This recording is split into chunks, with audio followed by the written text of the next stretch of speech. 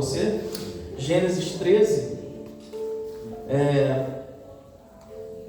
A gente vai ver hoje esse texto, vimos na semana passada, não vou ler ele todo, não tem nada a ver com a semana passada, vai olhar para um outro prisma essa palavra.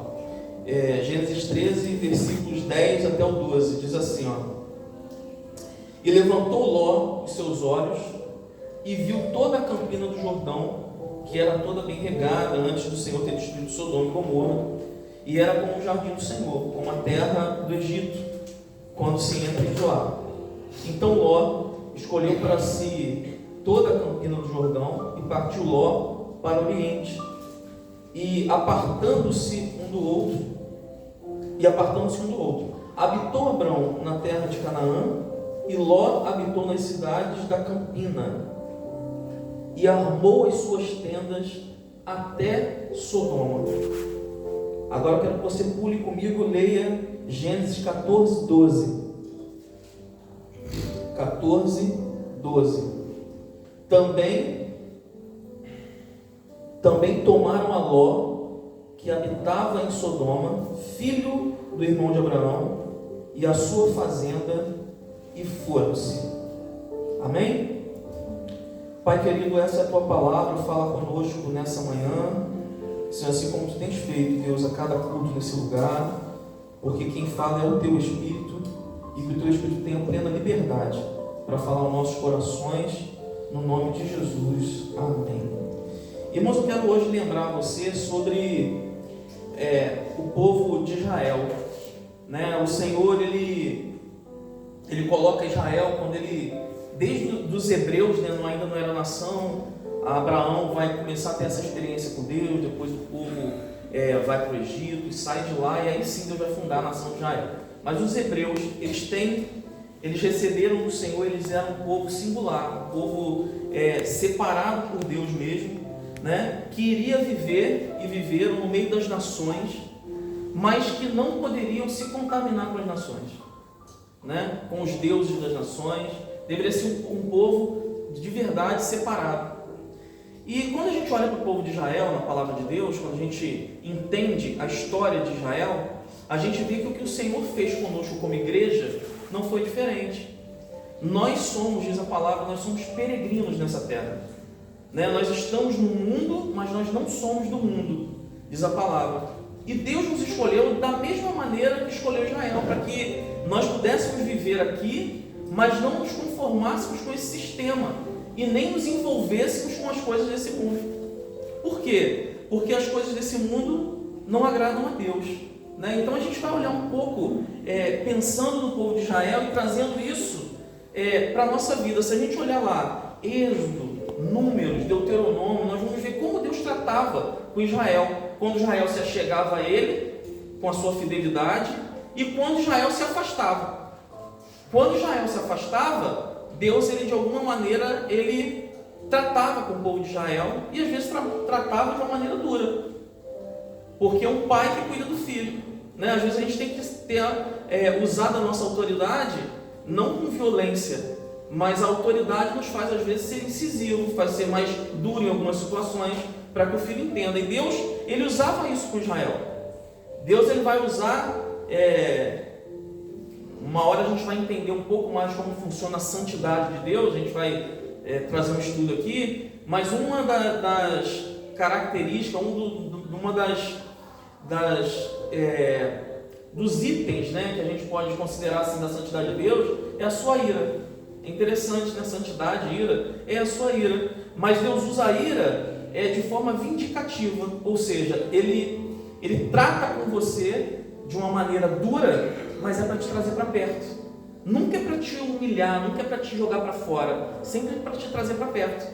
Então Deus tratava assim o povo de Israel, e Ele trata assim com a igreja. O mesmo se aplica ao povo dele hoje. A gente está no mundo, como está escrito lá em João 17, mas a gente não é do mundo. Então a gente precisa, quando a gente recebe Jesus, a gente vem como a gente está, mas o desejo de Deus não é que a gente permaneça como a gente estava, é que Ele possa transformar a nossa vida de acordo com a sua vontade, de acordo com a sua palavra.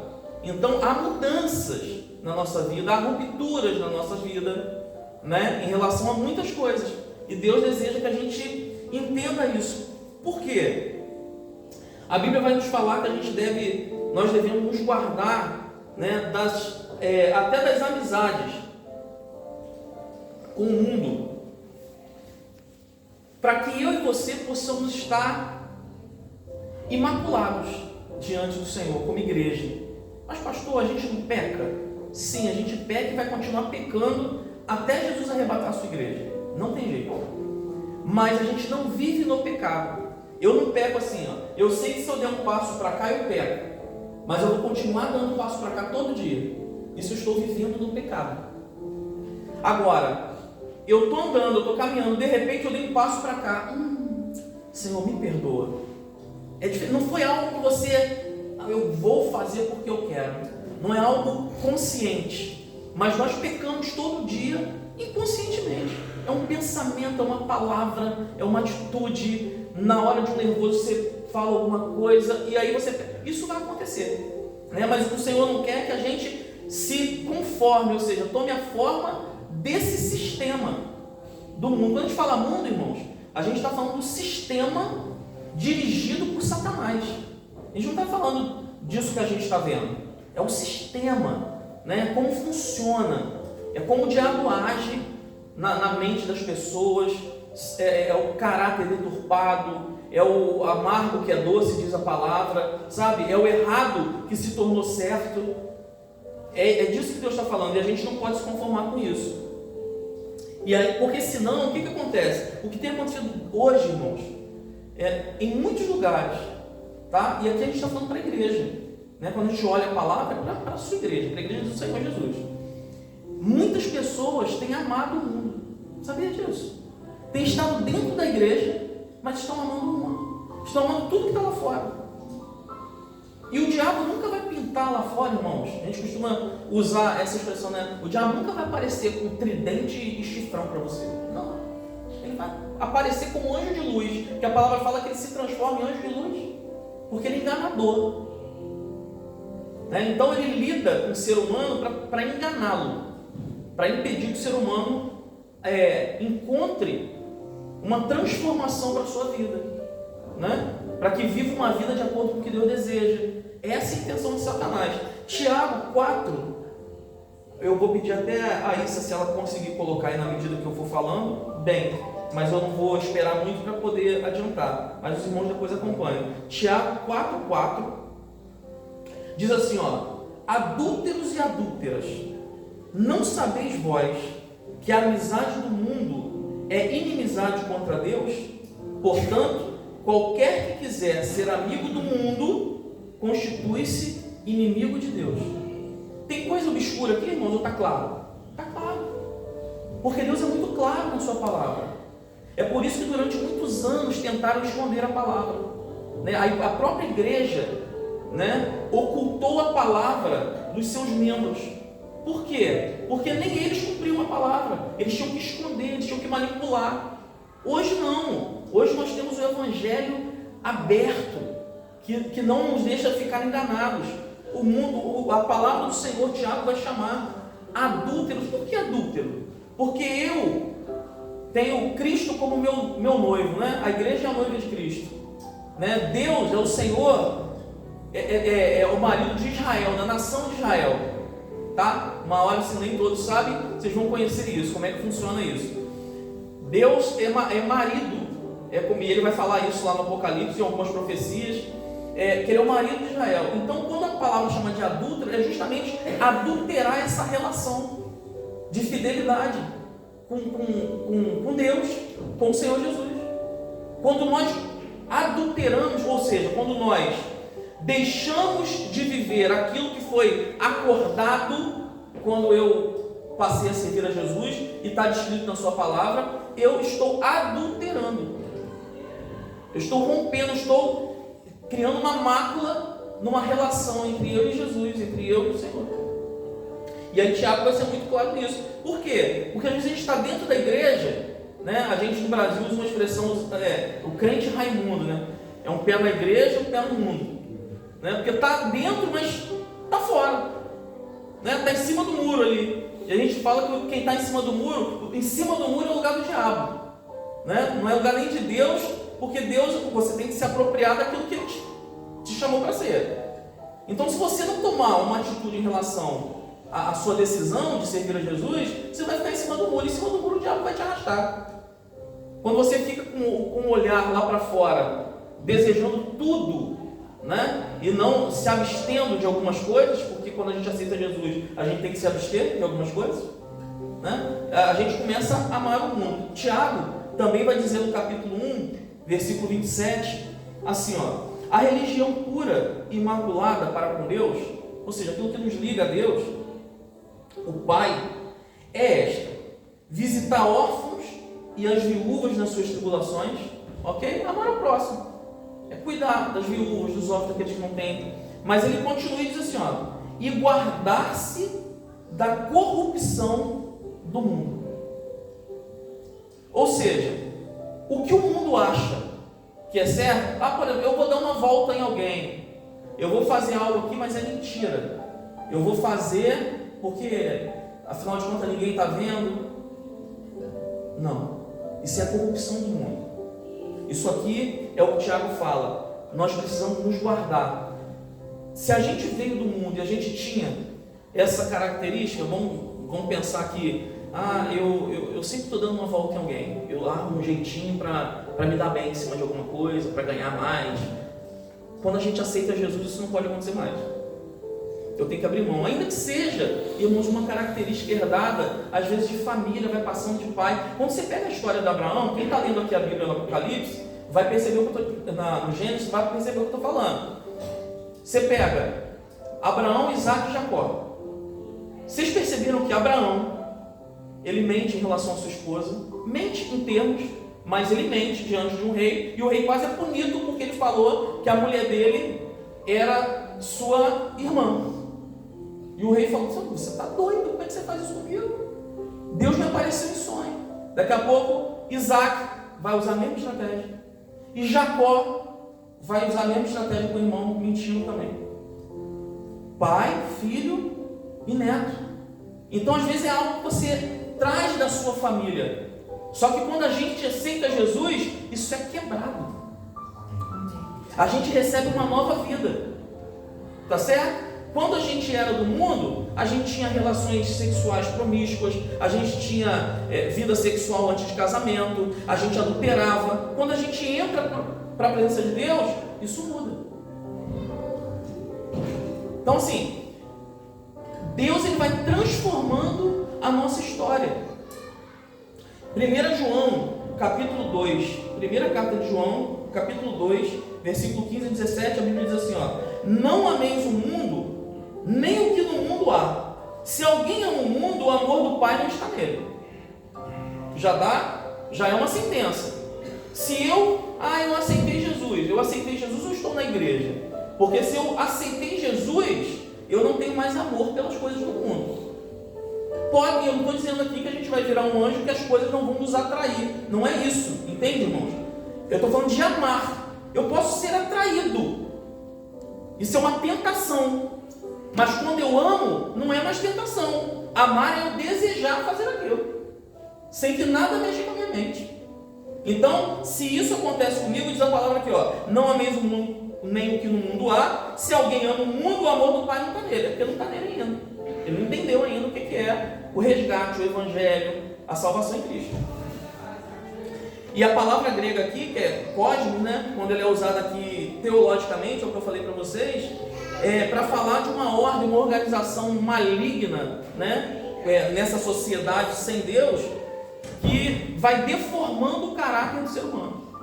Então é isso que ele está falando aqui, o amor ao mundo. Porque tudo que há no mundo, a concupiscência da carne, a concupiscência dos olhos, a soberba da vida, não é do Pai, mas do mundo.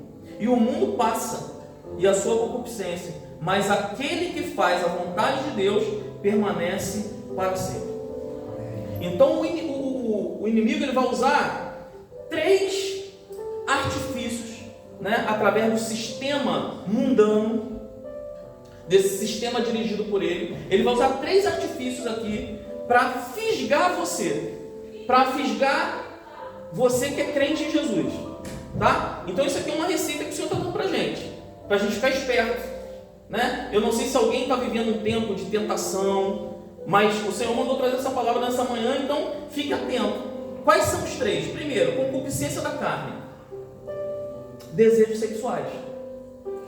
Irmãos, desejo sexual é ilícito? Não. É errado? Não. Deus criou o sexo, Deus criou o casamento, tá certo? O problema é fora do casamento, o problema é antes do casamento. Então o diabo sempre vai pegar algo que é bênção de Deus, mas vai transformar aquilo em algo que é em desacordo com a sua vontade, com a sua palavra, e vai trazer para nós pecado. A gente peca. Concupiscência da carne, concupiscência dos olhos. Irmãos, eu estou falando aqui uma coisa muito básica, tá? Mas se eu for mergulhar mais, a gente vai ver que dentro das igrejas, pornografia, pessoas que perdem horas e horas na frente de computadores, que têm suas mulheres, que têm uma vida de família, mas que está totalmente enveredado pela pornografia. Isso é um vício, isso é terrível, e o diabo tem pego muita gente, e não é só homens, mulheres também, nessa área, porque isso vai destruindo. Você começa a olhar para algo que Deus fez e que é feito de uma maneira totalmente fora dos princípios da palavra de Deus, totalmente fora. Então essa concupiscência da carne, concupiscência dos olhos. O que é isso? Amor excessivo às coisas materiais. Eu só quero ter, mas eu não tenho dimensão do que é ter para abençoar, ter para ajudar alguém, ou ter de maneira que não me atrapalhe ser. Porque às vezes a gente deixa de ser alguma coisa para poder ter. E aí eu me torno como a gente usa a expressão, né? um pilantra da vida aí, que vai armando o esquema, mas porque eu quero ter, eu preciso. E aí eu não estou nem aí para o meu caráter, eu não estou nem aí para a minha vida com Deus, eu não estou para nada. Então, concupiscência dos olhos. Tá? É o desejo exacerbado de ter. Todo mundo pode ter, todo mundo pode trabalhar para conquistar, todo mundo pode, sabe, fazer outro dia. Eu estava conversando essa semana com o Ângelo sobre isso. A gente pode ter um dinheiro guardado, é legal, a gente tem que ser equilibrado nas finanças, mas isso não pode tomar a nossa vida de forma que, porque aí a gente entra naquilo que a palavra fala: o amor ao dinheiro é a raiz de todos os males. Muita gente confunde, acha assim, eu não posso ter dinheiro, porque o dinheiro é a raiz dos males. Não é o dinheiro que é a raiz, é o amor ao dinheiro, é a concupiscência dos olhos. Então eu posso ter o dinheiro, mas o dinheiro me serve, eu não sirvo o dinheiro. Amém? Amém. Ele me serve. Terceira coisa aqui que a palavra vai dizer: soberba da vida. O que é isso? Orgulho, sede de posição, de status. Então o Senhor nos vem através disso aqui. E irmãos, eu estou falando isso, tinha tudo isso aqui dentro da igreja, tá certo? Porque senão João não ensinava. Tudo isso aqui tinha dentro da igreja, e hoje não é diferente. Eu não estou dizendo essa igreja específica local, porque eu não conheço o coração de ninguém. Isso tudo é uma questão muito interior, não tem como um julgar o outro. Mas tudo isso tinha dentro da igreja.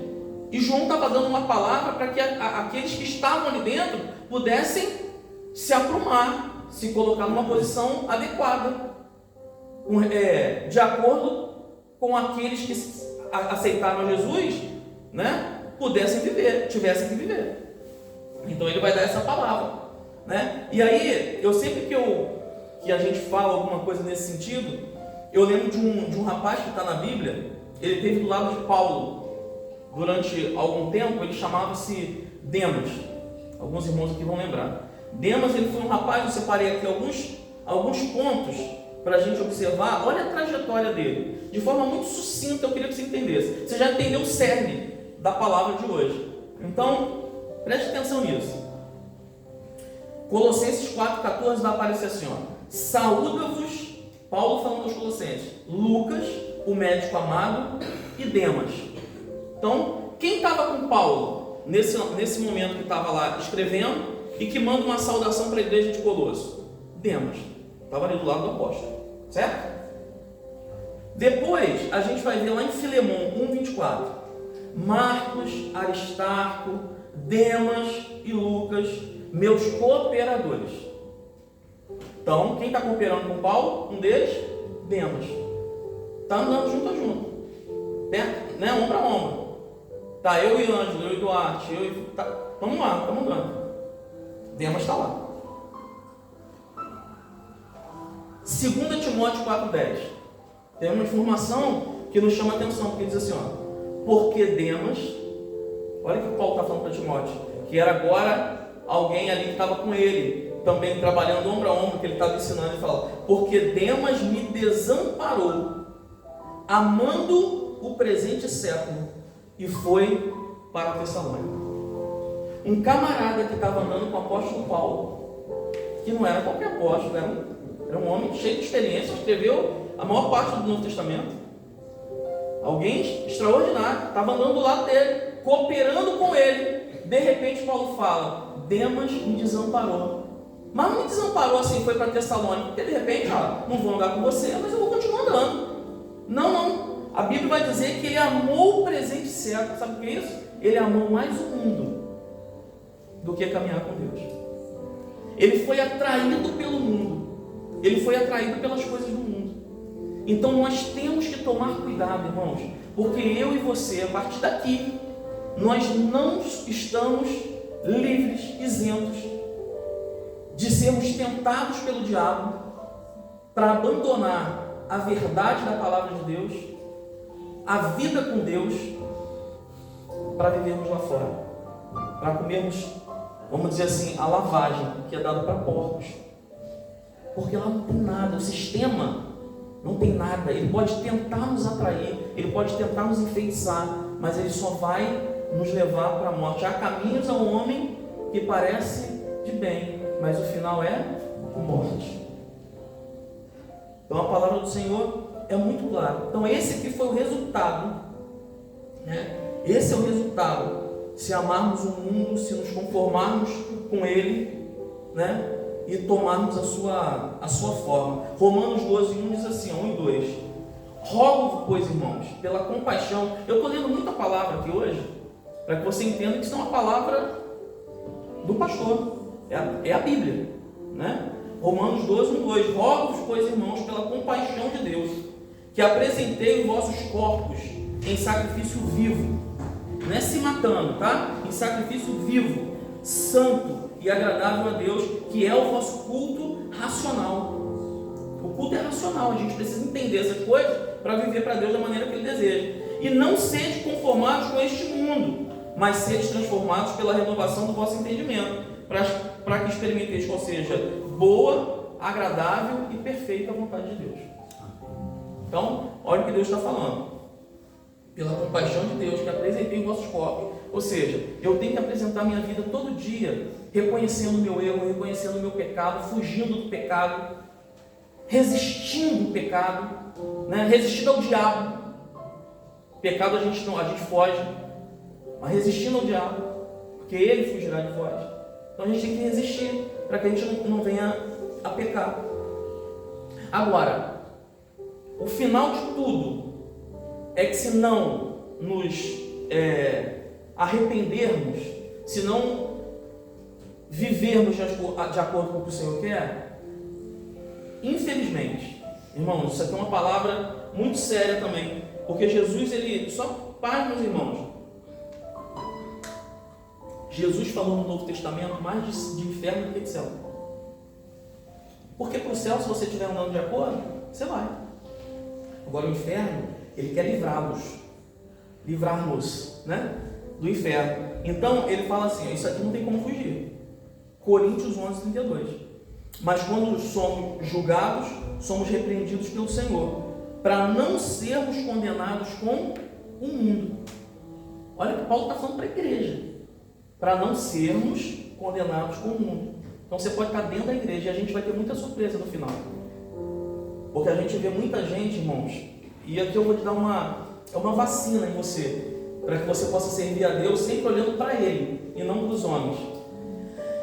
Tem muita gente que você vai ver na igreja, trabalhando, fazendo, acontecendo, e que no final o Senhor vai falar assim: apartai-vos de mim, porque não vos conheço.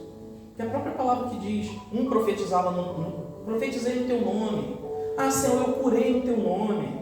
Eu fiz milagres no teu nome. Eu expulsei demônios no teu nome. O Senhor falou assim: apartai-vos de mim, porque eu não conheço vocês. Então o que faz o Senhor conhecer a gente não são os nossos feitos no dia a dia, na igreja. Não, é nossa vida lá fora. É o nosso interior.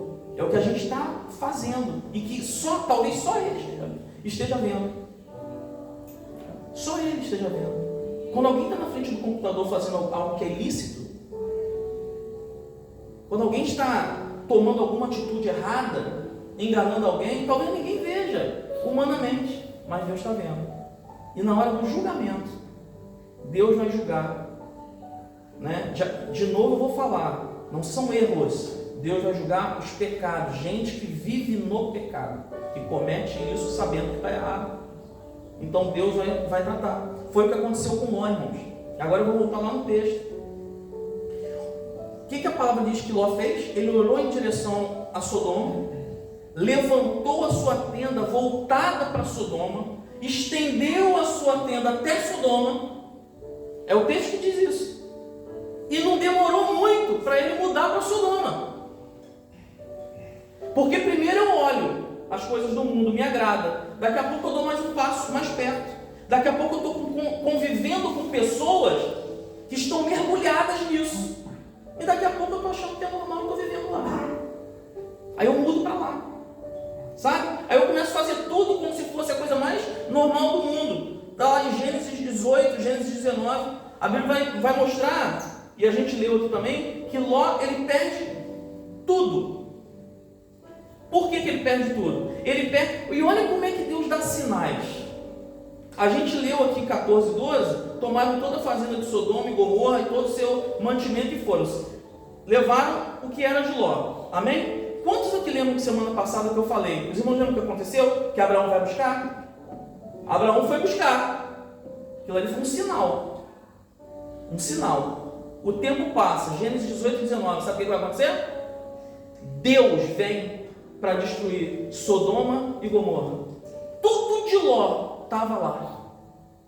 Ele já tinha mudado com mala, como a gente diz, e cuia. Já tinha ido com tudo. Família estava todos lá.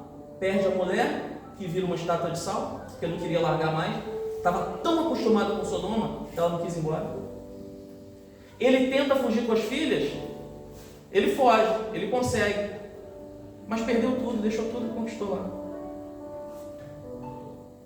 Então, irmãos, é muito complicado, porque o que aconteceu com ele, se nós não tomarmos cuidado, pode acontecer conosco.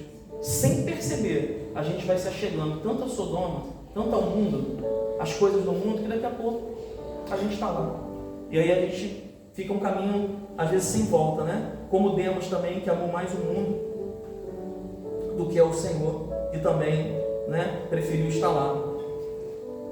Então, aos poucos, irmãos, a gente vai mudando de uma situação de pecado, de desobediência. Você desobedece hoje, aí seu coração fica apertadinho, mas aí você faz de novo. Aí o coração já aperta menos. Aí você faz de novo, menos ainda. Daqui a pouco é normal. Eu convivi com pessoas, tá, que cresceram na igreja, obreiros, junto comigo. Fomos crescendo na igreja. E eu vi a conduta. Época, vou falar de adolescente, de jovem. Eu já era obreiro, eu fui obreiro muito cedo na igreja. Né? Com 17 anos eu já era obreiro na igreja. Trabalhava na igreja, cuidava de grupos de pessoas. E eu tinha pessoas da mesma idade que eu, né? Que andaram comigo, ombro a ombro, amigos. Mas faziam coisas que eu olhava e falava, cara, não é possível. Será? Então não tem nada demais. O que faz e Deus não mostra nada, não fala nada. Aí eu pensava em fazer. Quando eu pensava, Deus dava uma visão para um diácono. Leandro, vem cá, Deus me mostrou esse. Mas nem filho, meu Deus. Já mostrou antes. E não deixava. Eu pensava em fazer não sei o que, o Senhor mostrava antes, eu não ia. E Deus me preservou assim, até que eu casasse, constituísse a minha família. Deus nunca permitiu. Mas por quê, irmãos? Na minha opinião, baseado na palavra, porque Deus vê o coração. Eu não estava amando. Eu queria fazer por causa da idade, mas Deus não permitia. Enquanto os outros, se eu olhar, todos eles, minha esposa é prova disso, todos eles que andaram comigo, estão todos no terceiro casamento, estão no mundo. Por quê? Porque preferiram mais o mundo do que se submeter. Você acha que Deus não deu? Não tentou pará-los? Claro que sim. Mas não quiseram. Isso acontece. Continua acontecendo até hoje. Amém? E eu quero ler um conselho aqui que está em Provérbios 4:10. E a gente está caminhando para o final aqui, mas o Ministério do Louvor pode até vir para cá. Diz assim, olha o conselho da palavra do Senhor, Provérbios 4:10 até o 18. Ouve Deus falando para você e para mim isso. Amém, irmãos? Ouve, filho meu, e aceita as minhas palavras, e se multiplicarão os anos da sua vida. No caminho da sabedoria te ensinei, e por veredas de retidão te fiz andar. Por elas andando, não se embaraçarão os teus passos, e se correres, não tropeçarás. Caminho da sabedoria. Qual é a sabedoria? É temer a Deus, temer ao Senhor. O temor do Senhor é o princípio da sabedoria. Tema a Deus. Quando você lê um texto na palavra, quando você ouve uma palavra pastoral como essa, que você está no caminho errado, se ajuste, porque isso é temor, isso é sabedoria. Ele fala assim, então você pode correr e você não vai tropeçar. Apega-te à instrução e não alarmes. Guarda, porque ela é a tua vida.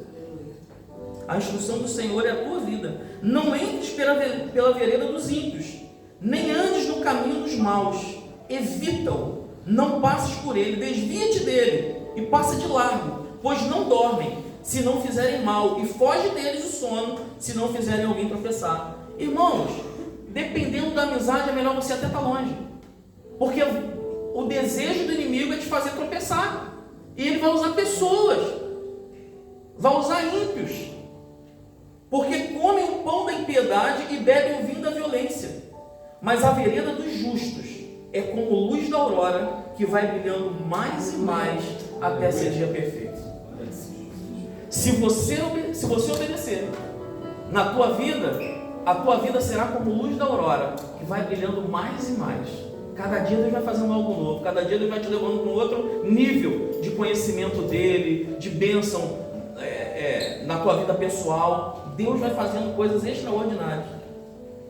E para encerrar aqui, eu só queria contar a história de Pedro. Quantos aqui conhecem Pedro? Todos nós, né? O discípulo, o apóstolo Pedro. O apóstolo Pedro teve uma experiência com o Senhor muito interessante. Se você olhar Mateus capítulo 26, depois você dá uma olhada, você vai ver assim, que Jesus ele diz para Pedro, eu vou ser entregue na cruz. Não, Senhor, o Senhor não vai morrer, eu morro no teu lugar. Ele falou assim, Pedro, para com isso, antes que o galo cante 3 vezes você vai me negar. E aí Pedro, não é possível, eu jamais te negarei. Jesus vai caminhando para a cruz. Nesse período, né, até que Jesus chegue à cruz e morra, houve 3 situações que Pedro caiu e realmente negou Jesus. Mas o interessante, e que está nas entrelinhas, você tem que ler com calma para você entender, você vai ouvir algumas expressões interessantes, César. Tipo, e Pedro seguia-o de longe. Ele falou que estaria sozinho na cruz, que Pedro ia negar. Pedro, não vou negar. Aí depois a Bíblia diz assim, e Pedro seguia-o de longe. Ele estava lá, vendo Jesus para a cruz, mas estava de longe, não estava de perto. Daqui a pouco, você é um deles. A sua fala te denuncia. Não, eu não conheço esse homem, não sei o que, esbravejava. sei o quê. Até que, pela terceira vez, Pedro nega Jesus. O que eu quero encerrar dizendo com isso aqui? Às vezes você está até caminhando com o Senhor, mas você está caminhando de longe. E caminhar de longe também não é bom, porque caminhar de longe pode me levar a negá-lo. Ou você caminha perto, ou você entende os conselhos dele, ou você toma a atitude certa, ou daqui a pouco, como Ló, a gente acaba se mudando, tomando posse desse sistema, né? E vivendo como eles. Ou então eu só mudo de religião, né? Eu tinha uma religião A, mas agora eu sou crente. Mudou o que? Nada. Aí eu tinha a religião B, porque religião é que não falta no mundo, né? Todo mundo diz que se religa a Deus. Só existe um caminho. Um caminho. Jesus Cristo. Amém? Ele não é uma religião, ele é uma pessoa. As pessoas estão tentando na religião se conectar com Deus. Não vão conseguir. Podem conseguir um bem-estar, pode conseguir qualquer coisa, menos se ligar a Deus. Quem me liga a Deus é Jesus Cristo. Então, nessa manhã, Deus está te convidando para se aproximar de Jesus. Amém? Para aceitá-lo, para voltar para a sua presença. Então, eu queria fazer aqui, antes de nós orarmos aqui. Existe alguém aqui nessa manhã? Eu não quero que você saia do seu lugar. Só quero que você levante a sua mão, que queira retornar para o Senhor. Retornar para Jesus. Um dia você serviu, parou, eu quero voltar para Jesus.